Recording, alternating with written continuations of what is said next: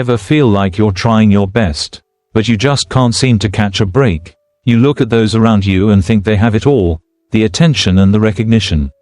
All the things you deserve. Perhaps the solution is to work even harder, put in more hours at the office, attend more networking events, become the best possible version of yourself.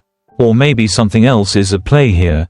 The universe is officially conspiring against you.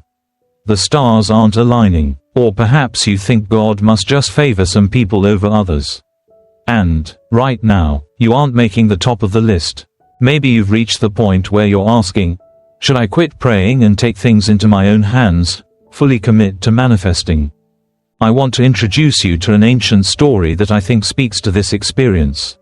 As we get stuck in, I hope Martha's story creates space for you to process questions like, if there is a God, what does she want of me? Does God have favorites? And does God love me for who I am? Let's dive in. Who was Martha in the Bible? Instead of sending you down a deep theological rabbit hole, I want to give you a very short but very relatable story about a woman named Martha. Why? Firstly, I think it's easy to read her story and think, yep, God clearly does have favorites. And, sorry Martha, but Mary's one of them, and you aren't. And maybe you'll relate to that. Secondly, the story of Martha and Mary offers a unique take on the question, does God like some people more than others?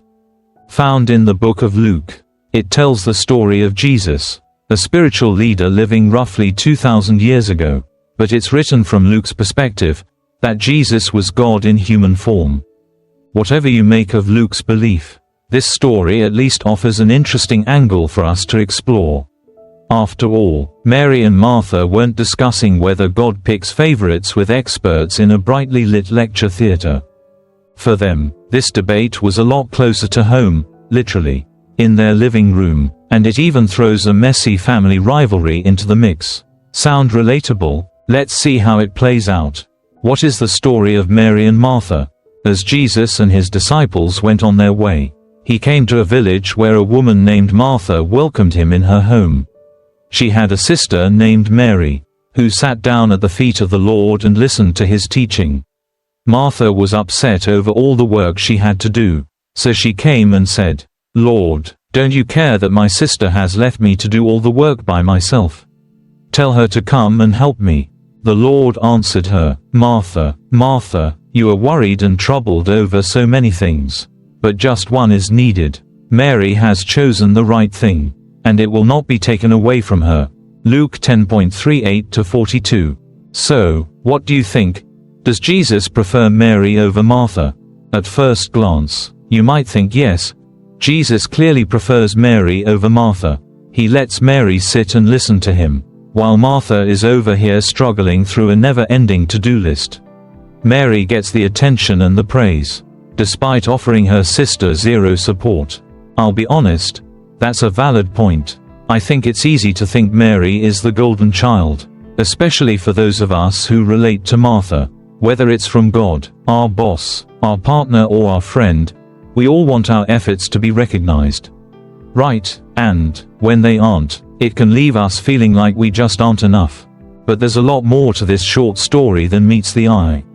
And its message is a lot more radical than it first seems. So, what exactly is going on here? Why isn't Martha's hard work commended? Is Mary really Jesus's favorite? And what's next for Martha?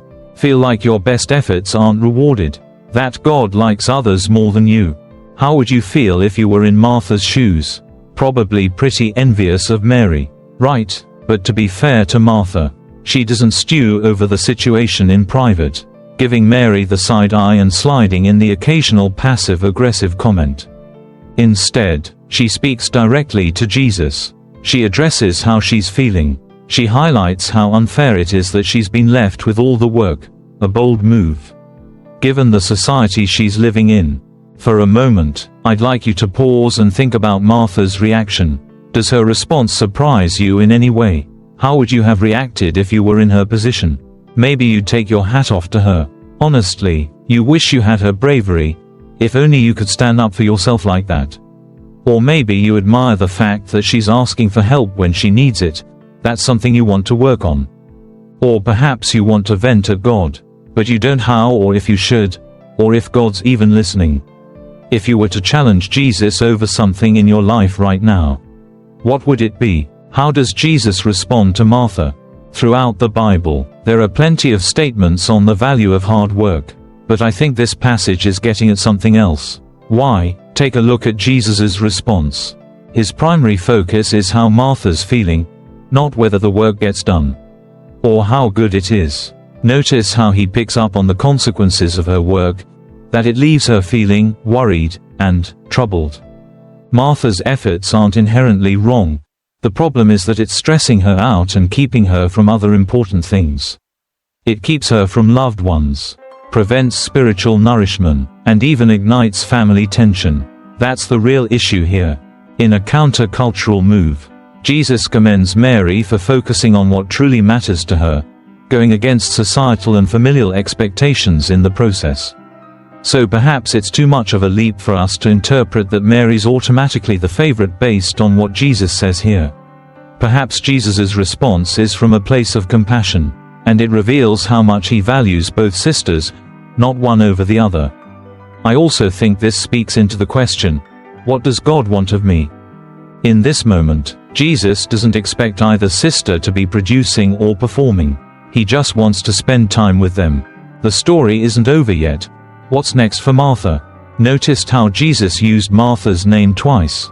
You might think it sounded a little harsh or unnecessary, but it ties into a larger biblical traditional.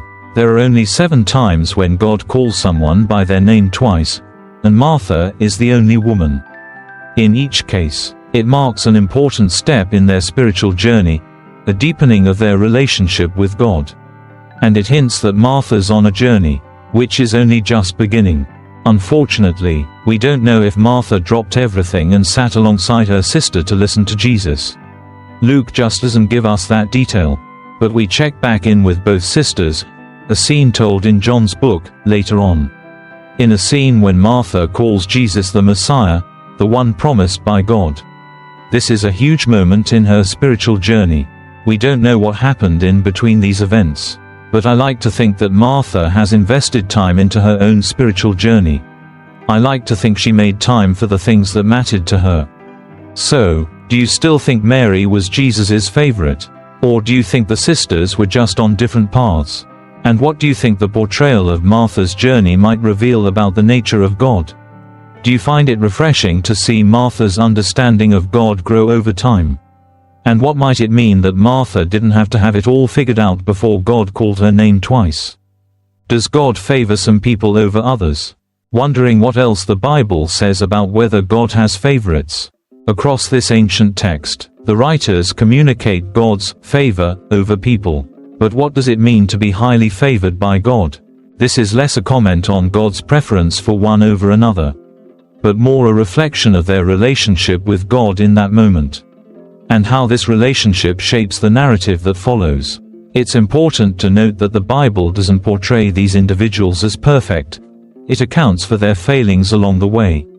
As such, these examples should be read alongside the overarching message that God does not show favoritism, Romans chapter 2.11.